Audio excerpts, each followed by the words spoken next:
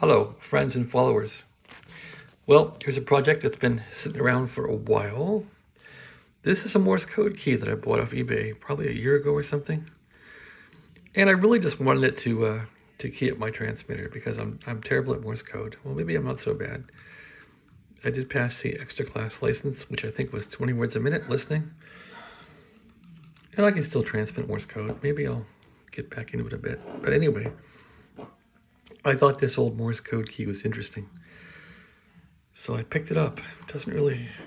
I think it's built... Okay, there it is. It's a BRELCO, New York.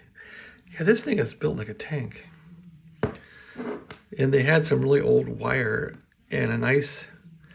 called a, what was it, PL-55 plug on the end, which is a 1/4 inch plug.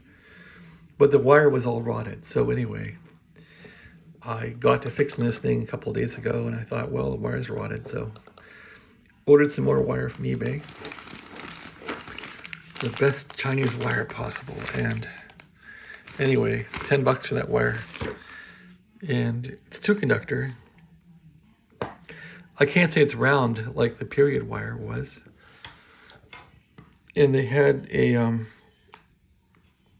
like a little strain relief in here. And I was trying to make that work and I was drilling it out and because I couldn't get the wire out and it broke it. It had plastic injection through here. These guys made this thing really well. They used plastic injection and they injected it through this middle piece and those little holes there. So I did retain a little rubber piece in there that's working as strain relief, but the other piece is gone and I really wanted to retain that, but I didn't retain it. And this is it here. So this little piece went on the back of it and you can see it had those little holes. I guess I could glue this on. I probably could fit this on here with some, maybe I'll do that. I'll fit this back on here with some JB Weld epoxy if I can get it apart. And that would make it more authentic. So when you restore something,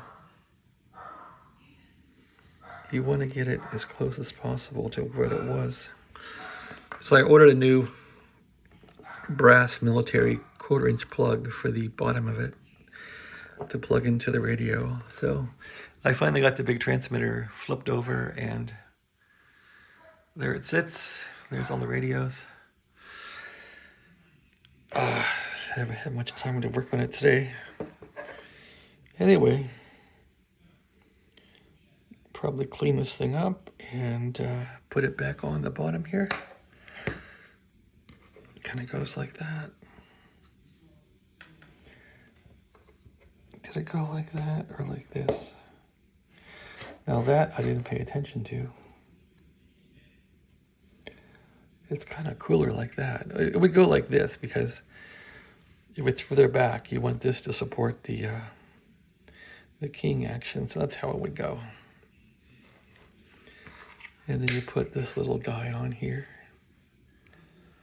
And you're ready for code. This thing is really, really cool. So I'm glad it's finally coming back to life. All right, enough rambling. I put a huge cord on this thing so I could plug it into the key on the transmitter. So luckily I have this thing as a 1/4 inch plug, and I put a Collins type plug on here, .405, so you can't plug a mic into the code key, which is great. So I've been fooling with this transmitter just a little bit today, just really cleaning it. So it really is a mess in here. I was gonna dunk this thing in the bathtub, but I figured it's too delicate, so I did clean up this section through here. That's all I've done. I think I cleaned up this a little bit through here, but this isn't clean. All this needs cleaned up. I cleaned up those cans on top, but the rest of this thing needs cleaned. There isn't really much. I cleaned the transformer. There isn't much surface area to clean in here, really. It's all taken up by components and filters. So it's not that much work. But anyway, you want to have it clean if you can get it clean. I think a smoker owned this thing because it's full of nicotine. Not the worst, but it's got nicotine and heat stroke there, and I don't know. It's an old machine. All right, that's my video. I hope you enjoyed it. Again, I'm just futzing around here on a Sunday with this old code key.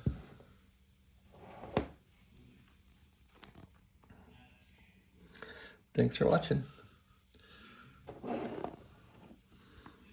Have a great day.